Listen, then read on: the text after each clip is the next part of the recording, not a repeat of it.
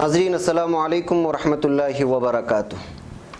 सीधी बात के रूबरू प्रोग्राम में आप लोगों का इस्तकबाल है। नाज़रीन, हमारे इस दफ्तर में आप अहम तरीन शख्सियात को देखा भी है और सुना भी है। इससे पहले के रूबरू प्रोग्राम में आप लोगों से मेरी मुलाकात मैंने जो रूबरू करवाया था वो खालिद उमर से था, जो दिल्ली से यहाँ पर अपने ख़ास मकसद के लिए तशरीफ़ लाए थे। अब इस वक्त जो शख्सियत मेरे सामने है, शायद मैं इनका तारुफ़ आप लोगों के सामने रखूँ, शायद ये आपके लिए ज़रूरत नहीं है, लेकिन ये मेरी ज़िम्मेदारी है बहैसियत मेज़बान। वामन मेशराम साहब के बारे में तो आप बखूबी जानते ही हैं। मूल निवासी का जो वर्ड इस हिंदुस्तान में लाने में सबसे बड़ा किरदार रहा है वो इन्हीं हज़रात का है। और शायद इनके बयानात बहुत भड़केले लोग कहते हैं, जबकि वो हकीकत से आशना बयानात होते हैं। इस वजह से कुछ लोग दूर भी होते हैं, बिलखुसूस वो सियासी पार्टियाँ जो इख्तिदार पर अपनी हुक्मरानी जमाना चाहते हैं, और वैसे भी दुनिया हकीकत को पसंद नहीं करती है। मैं इनके तारुफ़ में अपना वक्त जो है करने के बजाय हम लोग एक देखते हैं कि हज़रत का जो है बेंगलुरु आमद हुआ है और एक खुसूसी 2-3 टॉपिक लेकर के हज़रत यहाँ पे तशरीफ़ लाए हुए हैं। मैं आपका इस्तकबाल करता हूँ जनाब वामन मेशराम साहब। सीधी बात में आपकी आमद हमारे लिए बाइस खैर हो। आप दो चीज़ें हैं, बहुजन क्रांति मोर्चा और राष्ट्रीय, बहुत सारे तंजीम तहरीक जो बिलखुसूस जिनको मेन स्ट्रीम मीडिया नहीं लेता है और दिखाता भी नहीं है, कुछ अपनी ख़ास असबियत की वजह से मुतहर्रिक रहते हैं, फ़ाल रहते हैं। और सबसे बड़ी बात है कि हमारे सीधी बात के जो सरपरस्त हैं मुल्ला सज्जाद नौमानी साहब, उनके बहुत ही ख़ास हैं और हमेशा इजलास में शरीक नज़र आते हैं। मुझे भी बहुत खुशी हो रही है। मैं बग़ैर किसी वक्त की तमहीद के साथ मैं आपसे पहला सवाल यही करूँगा कि EVM के सिलसिले में आप कुछ तहरीक चला रहे हैं और उसी सिलसिले में यहाँ पर आपकी आमद हुई है, क्या मकसद है इसका? सबसे पहले जो EVM का मामला है उसे समझना बहुत ज़्यादा ज़रूरी है। 8 अक्टूबर 2013 को सुप्रीम कोर्ट ने EVM मशीन के विरोध में फैसला दिया। बहुत दुख की बात है कि भारत में जो मीडिया है उस मीडिया ने उस जजमेंट को आज तक भारत की प्रजा के सामने नहीं रखा। 13, 14, 15, 16, 17, 18, 19 अब तक वो खबर, वो जजमेंट की खबर आज तक मीडिया ने भारत की प्रजा के सामने नहीं रखी। वो जजमेंट है, उस जजमेंट में पैरा नंबर 29 में जी सुप्रीम कोर्ट ने लिखा केवल EVM मशीन के द्वारा फ्री, फेयर और ट्रांसपेरेंट चुनाव नहीं हो सकता। फ्री यानी मुक्त चुनाव नहीं हो सकता, फेयर यानी निष्पक्ष चुनाव नहीं हो सकता, ट्रांसपेरेंट यानी पारदर्शी चुनाव नहीं हो सकता। ये निर्णय सुप्रीम कोर्ट ने 8 अक्टूबर 2013 को खुद सुप्रीम कोर्ट ने ये जजमेंट दिया, और ये जजमेंट देने की वजह से अपने आप ये बात प्रूव हो गई कि EVM मशीन से फ्री, फेयर एंड ट्रांसपेरेंट चुनाव नहीं हो सकता। जब 8 अक्टूबर 2013 को ये निर्णय दिया गया तो स्वाभाविक है 2014 के लोकसभा के चुनाव में EVM मशीन को पेपर ट्रेल मशीन लगाई जानी चाहिए थी जी, मगर EVM मशीन को 2014 के चुनाव में केवल जो पेपर ट्रेल मशीन लगाई गई, पेपर ट्रेल मशीन का नाम मैंने रखा है घोटाला पकड़ने वाली मशीन। मैंने उसको अपने तरफ से नाम दिया है। वो मशीन घोटाला पकड़ती है। अच्छा, मगर इंसान उसको पकड़ने देगा या चुनाव कमीशन उसको पकड़ने देगा तब ही पकड़ती है। वो कैसे, उसको जानने के लिए मैं थोड़ा सा आपको ये सारी बातें बताना चाहूँगा। 2014 के चुनाव में चुनाव आयोग ने ये मशीन नहीं लगाया। नहीं लगाने की वजह से 2014 के चुनाव में भारतीय जनता पार्टी की विजय हो गई। विजय होने के बाद जून महीने में हमने इसके विरोध में अभियान शुरू किया। जब दादर में मैं गया तो दादर में एक शख्स मुझे, जब मैं भाषण कर रहा था तो वो मुझे मिलने के लिए आया और कहा कि ये इकोनॉमिक टाइम्स का इशू है। तो मैंने कहा इसमें क्या है? बोले ये कार्यक्रम होने के बाद आप पढ़ लेना। तो उसमें लिखा था कि चुनाव आयोग ने 8 लाख ईवीएम मशीन को स्क्रैप करने का, जी, यानी भंगार में बेचने का खबर थी। हाँ, तो हमने चुनाव आयोग को लेटर लिखा कि ये ऐसी खबर आई है, तो क्या ये खबर सही है? तो चुनाव आयोग ने 1 महीने में हमें लिख कर दिया कि हाँ ये खबर सही है। अच्छा, जब ये खबर सही है ऐसा उन्होंने हमें लिख कर दिया तो हमारे सामने कई किस्म के सवाल खड़े हुए। पहला सवाल तो ये खड़ा हुआ कि जिन मशीन पर 16 तारीख को लोकसभा का रिजल्ट आया, 16 मई को, वो मशीन 1 महीने के अंदर अंदर जून महीने में भंगार कैसे हो गई? कहीं ऐसा तो नहीं कि चुनाव आयोग उस मशीन के अंदर जो डाटा है जी, उस डाटा को अगर कोई आदमी सुप्रीम कोर्ट में गया और ये कहा कि इसको इस चुनाव में ये ऐसा ऐसा हुआ है, इन मशीनों को सील किया जाए, तो अगर वो सील हो जाती है और उन मशीनों का डाटा जो है उसके आधार पर कोई चीज प्रूव करना है तो प्रूव करने के लिए एविडेंस चाहिए और एविडेंस उस मशीन के अंदर है। इसलिए हमने ये माना कि ये इस वजह से स्क्रैप करने का आदेश दिया गया। अच्छा, फिर हमने एक और सवाल पूछा चुनाव आयोग को कि चुनाव आयोग के जो कमिश्नर है वो सारे के सारे आईएएस रिटायर्ड ऑफिसर होते हैं, हाँ, या रिटायर्ड होने वाले होते हैं।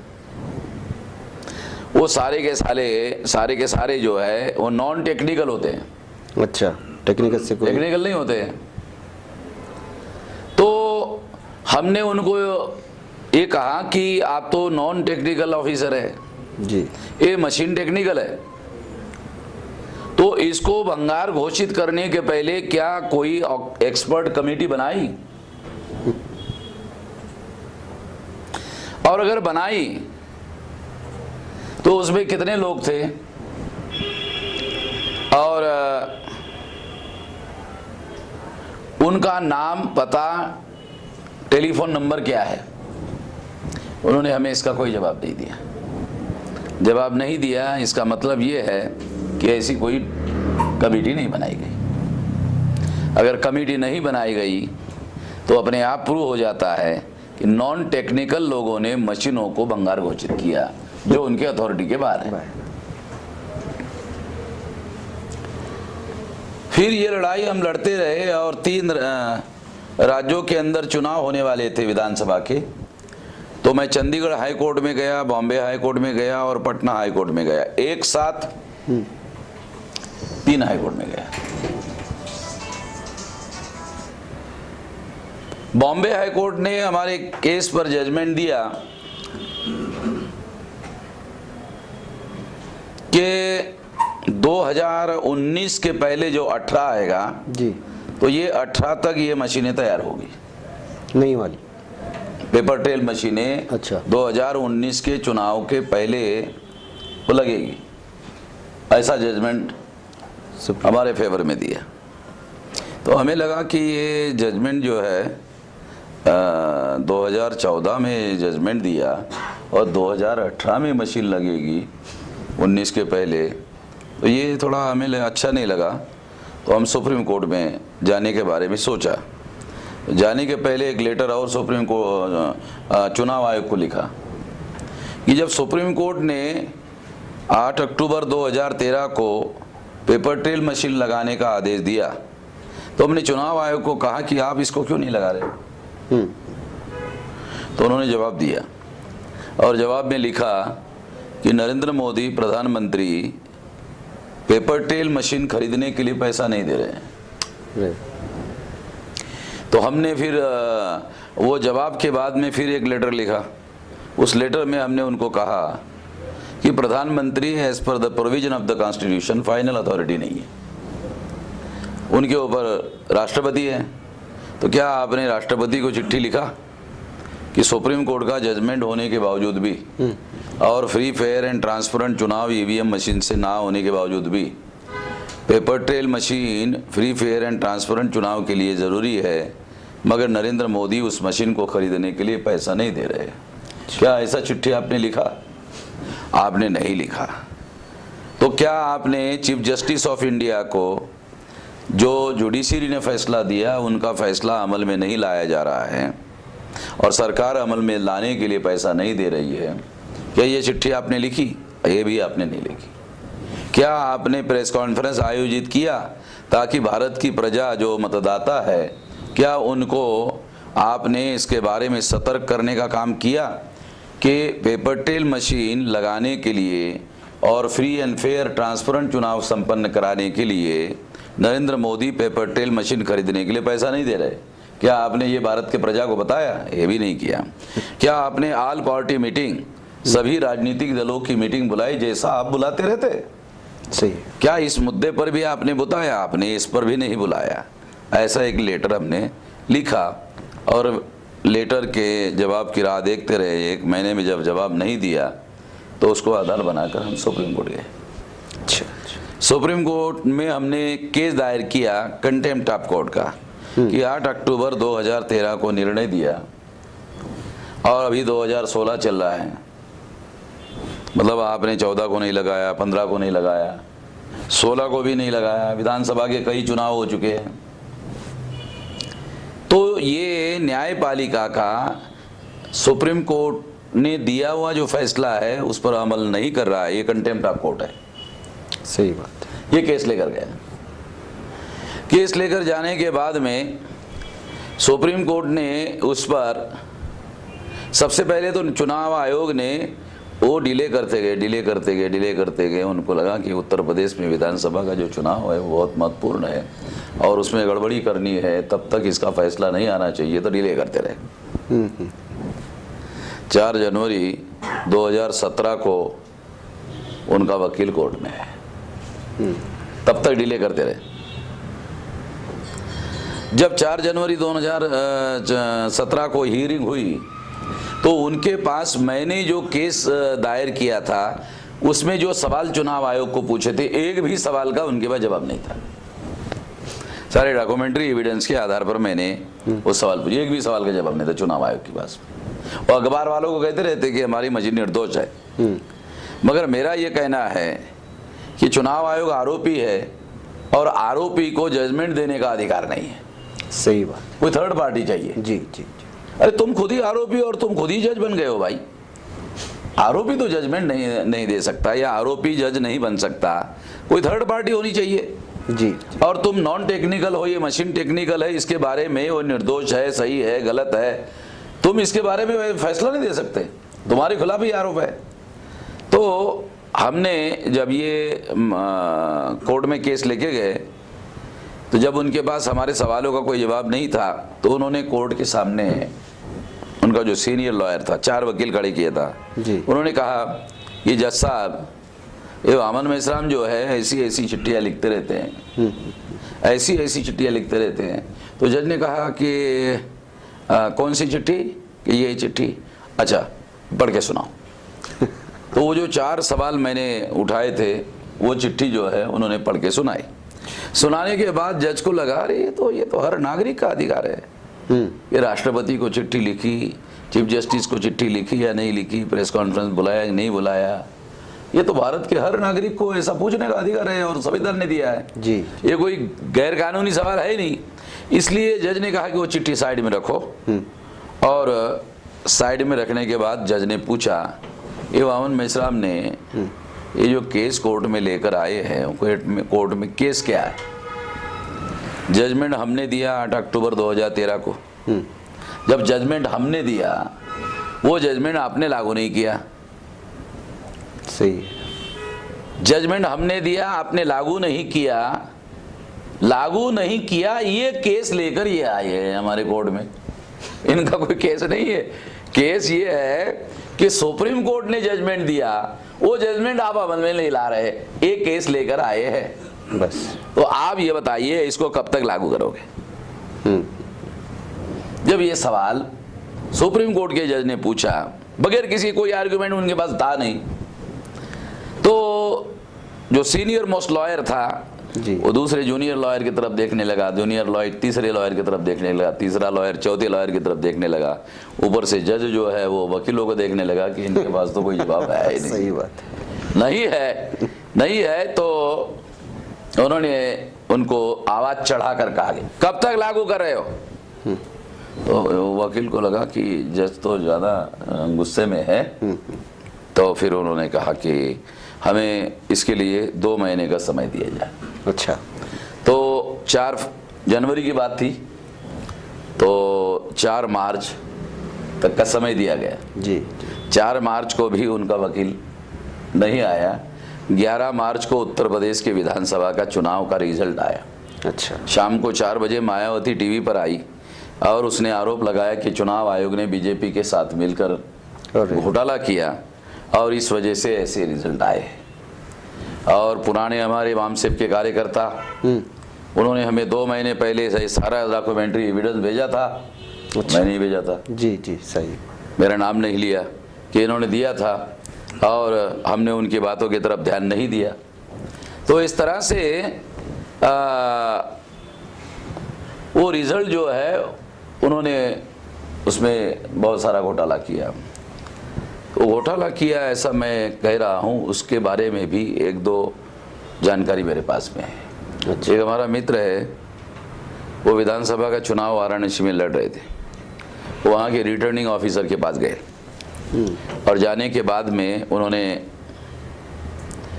उसको कहा कि पोल्ड वोट का आंकड़ा हमें चाहिए। अच्छा। ये विधानसभा में पोल्ड वोट का परसेंटेज कितना है? तो उसने कहा नहीं दिया जा सकता। फिर वो जो एमएलए का चुनाव लड़ने वाला कैंडिडेट था, उसने पार्टी के राष्ट्रीय महासचिव को टेलीफोन नंबर दे करके उस अधिकारी से बात करवाया। अच्छा। हाँ, ये अधिकारी ने कहा ठीक है आप अपने कैंडिडेट को भेज दीजिए। हाँ। वो दोबारा गया। दोबारा जाने के बाद उस कैंडिडेट को उसने ये कहा, अधिकारी ने जी, कि मैं अगर अभी आपको पोल्ड वोट का आंकड़ा दूं और काउंटिंग में ज़्यादा वोट निकला तो अच्छा मेरी तो नौकरी चली जाएगी। वो अधिकारी उस कैंडिडेट को ये कह रहा था। तो उसने मुझे टेलीफोन किया कि वो तो ऐसे ऐसे बोल रहा है। अच्छा। और एप्लीकेशन दोबारा लेने से इनकार कर रहा है, तो क्या करूं? मैंने कहा उसने जैसे जैसे कहा वैसे वैसे एक लेटर टाइप करो जी, और स्पीड पोस्ट में जाओ और फिर स्पीड पोस्ट में जाकर उसके नाम पर वो जी भेजो। तो उन्होंने कहा अभी इससे क्या होगा? मैंने कहा इससे एक रिकॉर्ड तैयार होगा सही बात है कि वो आपका एप्लीकेशन नहीं ले रहे हैं, तो आपने पोस्ट ऑफिस से भेजा। जब ऐसा उन्होंने भेजा तो वो डॉक्यूमेंट मैंने सुप्रीम कोर्ट में दिया कि अच्छा देखो ये एप्लीकेशन उनको लिया नहीं, इस वजह से पोस्ट ऑफिस को देना पड़ा। दूसरा, जब उन्होंने ऐसा किया तो पार्टी का जो राष्ट्रीय महासचिव थे वो लखनऊ गए। चीफ इलेक्टोरल ऑफिसर कोई मुस्लिम समाज का ही आदमी था अच्छा उत्तर प्रदेश में। उनका जो पीए था वो कोई मुखर्जी नाम का ब्राह्मण थे। तो उनको टेलीफोन किया, भाई मुझे चीफ इलेक्टोरल ऑफिसर को मिलना है। कि नहीं मिल सकते। क्यों नहीं मिल सकते? ये तो बिजी है। अच्छा चलो ठीक है, बिजी है। तो उन्होंने कहा कि आप अपना काम बताइए, क्या काम है? ये कहा कि मेरा काम ये है कि 403 विधानसभा का मुझे पोल वोट का डाटा चाहिए जी, और जितना इसका खर्चा पैसा लगता है तो आप दीजिए लिख के, वो पैसा मैं अभी भरता हूँ। मुझे 403 का चाहिए। अच्छा कहा कि ये नहीं मिल सकता। कहा कि क्यों नहीं मिल सकता? तो कहा कि ऊपर का आदेश है। कहा कि ऊपर का आदेश किसका आदेश है? कोई अल्लाह ताला का आदेश है क्या? आप तो जानते ही है हमारे ऊपर कौन है। जी, तो उनके कहने का मतलब है था कि चुनाव आयोग जो है वो हमारे ऊपर है और उन्होंने हमें ऐसा देने से मना कर दिया। चुनाव आयोग के पास लोगों को डाटा देने से मना करने का कोई अधिकार नहीं है जी, बल्कि इंफॉर्मेशन एक्ट के तहत फंडामेंटल राइट है, उनको देना बंधन कारक है।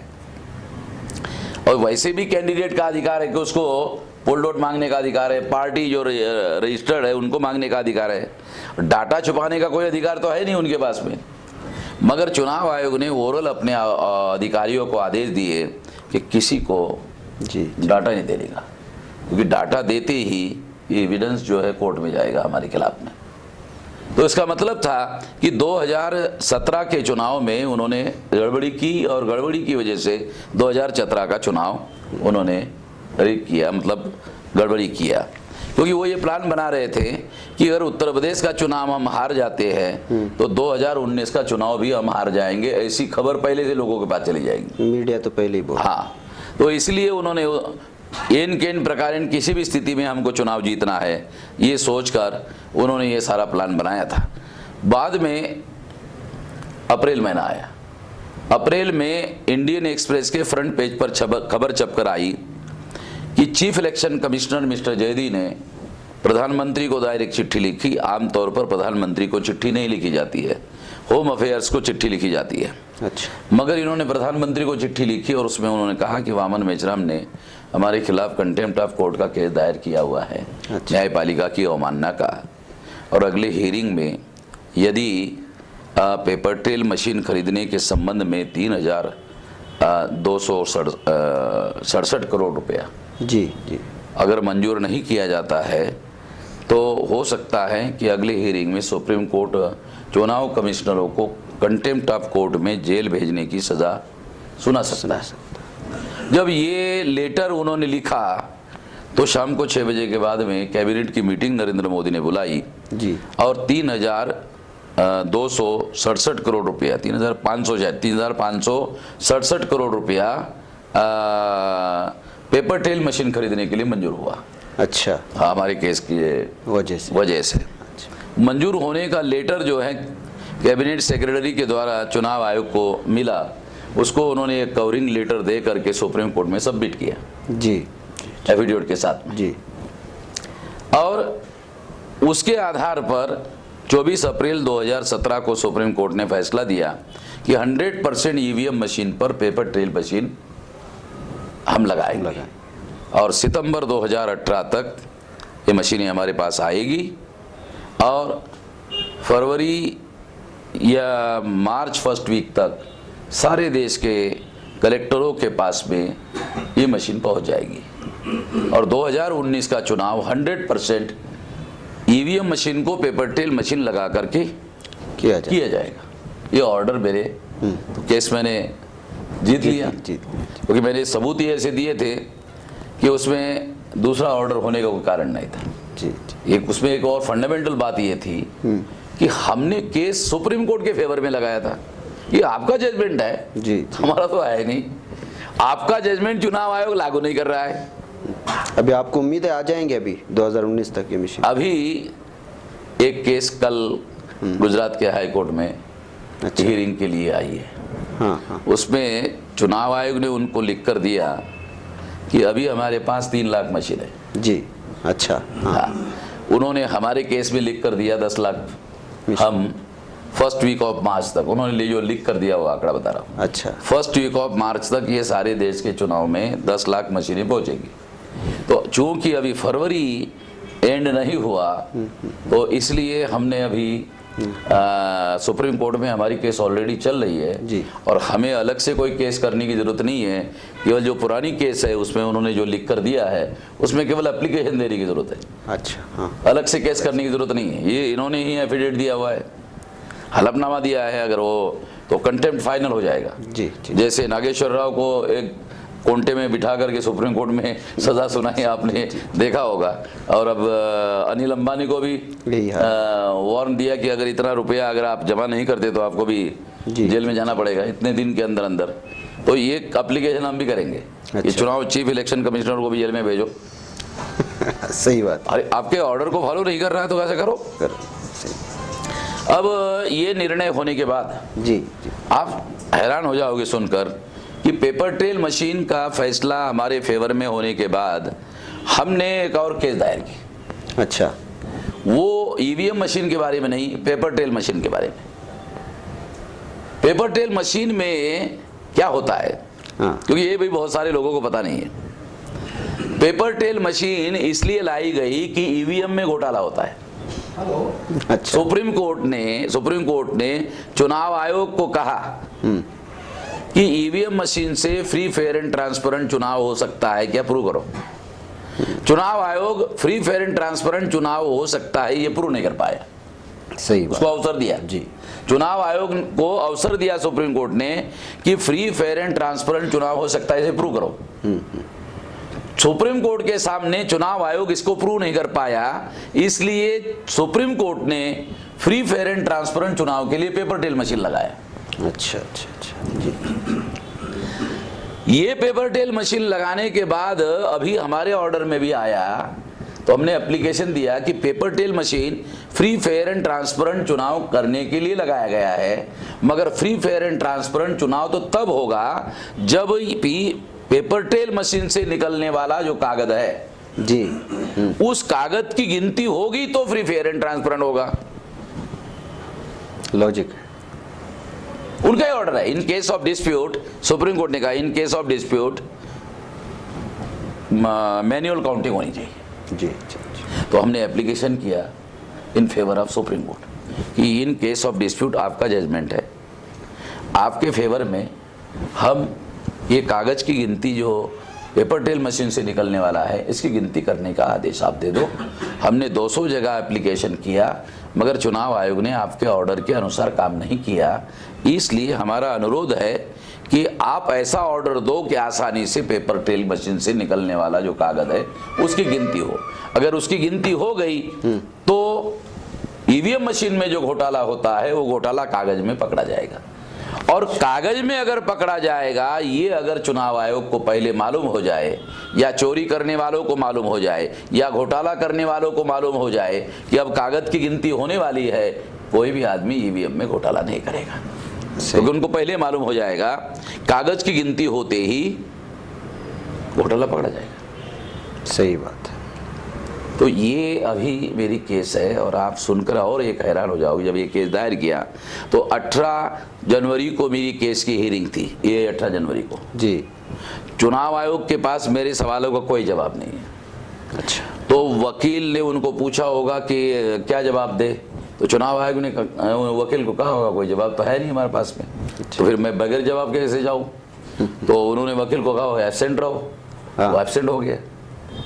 चीफ जस्टिस को बहुत गुस्सा आया, उन्होंने ऑर्डर दिया कि 24 घंटे के अंदर अंदर चुनाव आयोग ने वकील क्यों नहीं भेजा, इसका जवाब दिया जाए। कोर्ट, मेरे केस चीफ जस्टिस के कोर्ट में थी जी। तो दूसरे दिन चुनाव आयोग ने वकील भेजा। वकील ने कोर्ट में कहा कि मेरे परिवार में मौत होने की वजह से मैं नहीं आया। उसने चीफ जस्टिस ने कहा कि जूनियर लॉयर को भेज देते, छोटी खबर थी जी, हमको खबर दे देते, क्यों नहीं दिया, चुप हो गया। जवाब नहीं दिया तो चीफ जस्टिस को डाउट हो गया।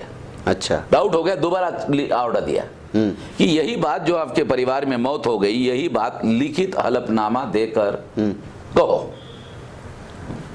जब लिखित हलफनामा देकर कहो ऐसे कहा, तो वहां तो वो झूठ नहीं बोल सकता, ऐसे तो ओरल झूठ बोल दिया। दूसरे दिन उसने अपना हलफनामा लिखित में दाखिल किया और उसमें कहा मरा नहीं, बीमार था। प्रूव हो गया कि चीफ जस्टिस के सामने झूठ बोला। सवाल झूठ क्यों बोला ये ज्यादा महत्वपूर्ण है, झूठ बोला ये महत्वपूर्ण नहीं है। क्यों बोला? क्योंकि मैंने जो सवाल उठाए उनका कोई जवाब चुनाव आयोग के पास नहीं है, इसलिए उनको झूठ बोलना पड़ा। मैं जो खास बात आपको आपके माध्यम से जो सुनने वाले लोग हैं उनको बताना चाहता हूं, चुनाव आयोग के पास मेरे सवालों का कोई जवाब नहीं है। फिर चुनाव आयोग ने वकील को समझाकर भेजा होगा कि लास्ट वीक ऑफ फरवरी की डेट मांगो, तो हमारा वकील प्रशांत भूषण था, तो काफ़ी गर्मा गर्मी झगड़ा हुआ। अच्छा। हाँ, कि नहीं इसी महीने के एंड तक, क्योंकि ये तो अभी चुनाव घोषित करने वाले, फिर आचार संहिता घोषित हो जाएगी, फिर बोलेंगे अभी तो हमको चुनाव कंडक्ट करवाना है, अभी हमारे पास कोई समय नहीं है, ये तो मामला तो हमारा तो केस का पर्पस ही खत्म हो जाएगा। अच्छा अच्छा, सही। हमारे वकील ने आर्गुमेंट किया, तो चीफ जस्टिस ने कहा कि 29 जनवरी को तो राम मंदिर का हियरिंग है, हमारे पास समय नहीं है, तो किसी तरह से 4 फरवरी फिक्स हो गई। अच्छा, 4 फरवरी फिक्स हो गई थी। चुनाव आयोग ने भारत सरकार के नोटिस में लाया होगा कि ये तो ऐसा मामला है, अगर ये फैसला हो जाता है तो आपकी चुनाव जीतने का कोई चांस नहीं है। तो भारत सरकार ने प्लान बनाया, 4 तारीख को कलकत्ता के अंदर सीबीआई का ड्रामा तैयार कर दिया और ममता बनर्जी ने सीबीआई के अधिकारियों को अरेस्ट करके पुलिस चौकी में बंद कर दिया।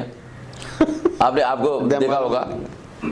तो भारत सरकार का जो अटॉर्नी जनरल है सुप्रीम कोर्ट का, मतलब वकील भारत सरकार का, वो इमीडिएट रश किया सुप्रीम कोर्ट में और चीफ जस्टिस को कहा कि नहीं, हमारी हियरिंग होनी चाहिए। हियरिंग हमारी थी 4 को, तो सुप्रीम कोर्ट ने हमारी हियरिंग साइड कर दिया, उनकी हियरिंग किया। 4 तारीख को हमारी हियरिंग खत्म। हमारी हियरिंग जानबूझकर रोकने के लिए ये ड्रामा खड़ा किया गया। ऐसी मेरी राय बनी 4 तारीख को। अच्छा, मगर मेरी राय फर्म हुई, कंफर्म हुई कि 5 तारीख को प्रशांत भूषण को भारत सरकार ने नोटिस इशू कर दिया कंटेम्प्ट ऑफ कोर्ट का। अरे कि राफेल के मुद्दे पर आपने ये ट्वीट किया, इस वजह से ये कंटेम्प्ट है। प्रशांत भूषण ने हमारे वकील को कहा कि चूंकि अब मेरे खिलाफ कंटेम्प्ट ऑफ कोर्ट की केस हुई है, इसलिए मैं आपके केस में आर्गुमेंट नहीं कर सकता। क्लियर हो गया कि मेरे वकील को इस केस से अलग करने के लिए कलकत्ता का मामला खड़ा किया गया, इसलिए मुझे दूसरा सीनियर लॉयर जी लगाना पड़ा। 16 तारीख को फिर हियरिंग हुई, मगर चुनाव आयोग ने कहा कि मुझे हमें अगली तारीख चाहिए। आज की 22 तारीख है, आज मेरी हियरिंग है कोर्ट में। अच्छा अच्छा अच्छा। अब क्या हुआ क्या नहीं हुआ है, या वो शाम को 3-4 के बजे आती है, वो क्या होता है पता चलेगा। तो वो कोशिश कर रहे हैं कि इसको डिले किया जाए और फर्स्ट वीक ऑफ मार्च में चुनाव घोषित हो जाएगा। 3 तारीख को पटना में नरेंद्र मोदी की रैली है, 3 तारीख तक तो घोषित नहीं होगा, 4 या 5 तारीख को घोषित होगा। तो ये सारा मामला जो है, ये सारा मामला प्लान बनाकर किया गया। मेरा ऐसा मानना है कि पुलवामा का संबंध भी हमारे केस के साथ है। अन्यथा 15 दिन पहले भारत सरकार को मालूम था कि ये गड़बड़ी होने वाली है, ह्यूमन बॉम्ब जो है वो ऐसा करने वाला है, उसमें ये मटेरियल यूज होने वाला है। ये जो अभी हुआ ना जी जी, वो भी पहले ही खबर थी। और जो सीआरपीएफ के जवान हैं, उन लोगों ने रिटर्न एप्लीकेशन किया भारत सरकार को, और आज वो एप्लीकेशन स्वीकार किया गया कि एयरलिफ्ट करने की बात आज स्वीकार की। तो मुझे ये समझ में नहीं आ रहा था कि राम मंदिर के मुद्दे पर आरएसएस ने मामला इतना गर्म क्यों किया, और गर्म किया तो विड्रॉ क्यों किया। भारत सरकार ने संभवतः आरएसएस के साथ में इंफॉर्मेशन शेयर किया होगा कि राम मंदिर से बड़ा मामला हमारे पास आया हुआ है, और ये 40 लोग अगर मर जाते हैं तो पाकिस्तान के विरोध में हंगामा करने का और वार करने का या कुछ करने का मौका मिलेगा, और वार करने के बाद में भारत की जनता इतनी भोली है कि चुनाव जीतना आसान हो जाएगा।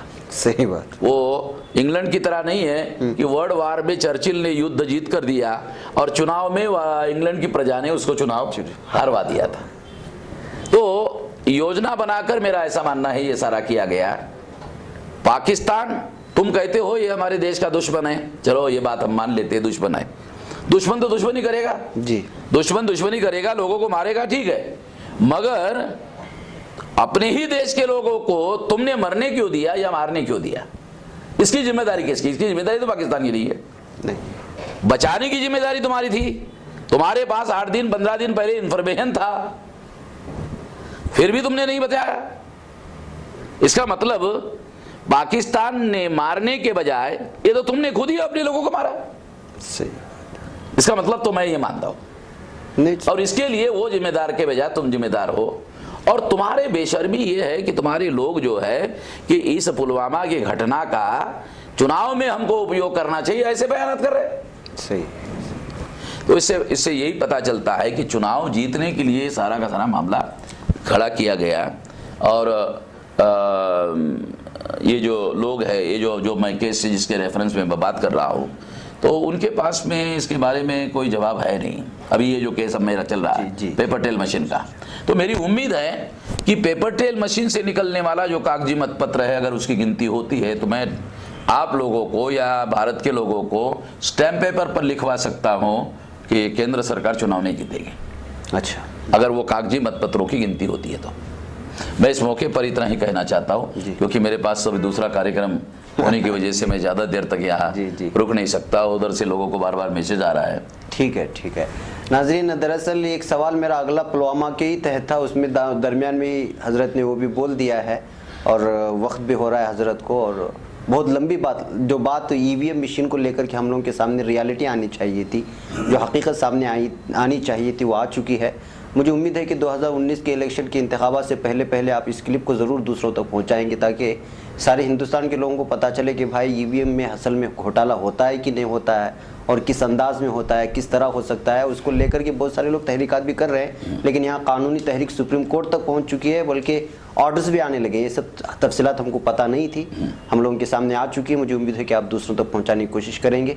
मुझे और हमारे मेहमान को इजाज़त दें, इंशाअल्लाह अगले रूबरू प्रोग्राम में फिर आपसे मुलाकात होगी। अस्सलामु अलैकुम व रहमतुल्लाहि व बरकातहू।